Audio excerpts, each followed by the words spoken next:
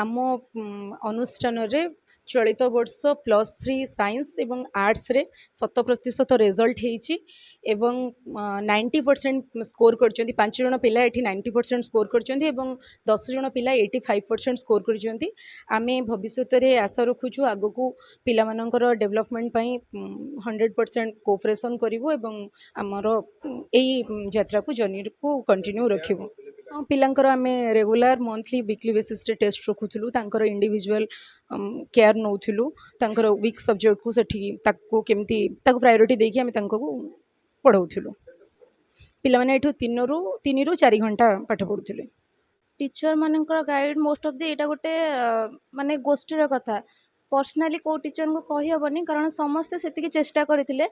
आउ आमर जेतिकी पाठ पढ़ा परिश्रम कथा गोटे थाए क्वांटिटी एजुकेशन और क्वालिटी एजुकेशन जदि आमे क्वांटिटी को मोस्ट इम्पोर्टेंट दउचे ताले समय पड़ेबो किंतु आमे ठीक से जेतिकी नॉलेज गेन करिया कथा सेतिकी करि परिबानी तेणु करी आमर कोचिंग रो जहा स्ट्रक्चर थिला आमको पर डे प्रैक्टिस पेपर निया जाउथला जोथे कि आमर लेखा प्रैक्टिस सहित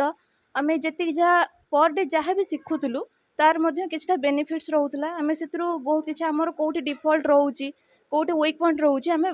माने बहुत जल्दी आइडेंटिफाई करि परुथुलु जहाँफल कि से वीक पॉइंट को धरिकी आम पुणी प्रैक्टिस करूँ। लक्ष्य तो छोट बेलू टीचर हबार तापाई एबे कॉम्पिटिटिव भी पढ़ा पढ़ी चलची। सार मानकर बहुत एफर्ट रही आम परिश्रम पछरे मु 7 घंटा 8 घंटा परिश्रम करी खास करके आमर प्रदीप सार सी आमको बहुत गाइड कर आम ऑनर्स सार आशुतोष सार से आम पछरे माने बहुत आमको गाइड कर परिश्रम पछरे ही हाथ अच्छी भविष्य लक्ष्य रखी माने किछिटा प्रिपेरेसन चलती गवर्नमेंट पाई तारी पर लक्ष्य रखी परिश्रम तो जमी करबा पड़िबो पाठ पढ़ाई जमी 8 घंटा रू अधिक परिश्रम करबा पड़िबो। ये पिला कहबा चाहिए कि पिला सब परिश्रम बिना किसी भी नुहे आज भी आम जो आम अच्छु सी आम केवल परिश्रम और सार मानकर पछरे थिबा हाथ आउ कि नुहे। देन मु आज जो स्थान रे पहुँची पारी आम सार मैम को पहुँची पारी से आम पछरे बहुत परिश्रम कर आम शाश्वती मैम जूलॉजी सर आम प्रिंसिपल सर समस्ते बहुत परिश्रम कर मो पछरे तो मुझे कहवाई चाहिए मो पर जो बैच भी पढ़ुंट से माने बहुत परिश्रम करूँ खाली एमती बसिकी पाठ पढ़ीदे हो जीवनी तो परिश्रम कर आग को बढ़ाई मुझे से कहूँ आग को मु गोटे भल पुलिस ऑफिसर हवाई लक्ष्य रखी।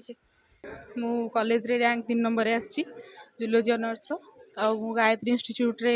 नौथली कोचिंग निहाती भाव सब टीचर मानक देवी गायत्री रो बहुत एफर्ट्स लगे सार माने मो पछरे परिश्रम करथिले सार माने कहउथिले कि पढ़िया कि बहुत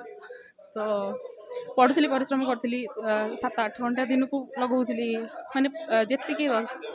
प्रदीप सार को देवी श्रेय प्रिंसिपल सर जी हमारे प्रदीप सार देवी सब श्रेय बहुत एफर्ट्स लगे सार मो पछरे मत बहुत पुश कर पढ़ाई कि हाँ बहुत खुशी अच्छी रिजल्ट को लेकिन आग को तो बीएड करी बोलिकी अच्छी प्लानिंग टीचरशिप करने की।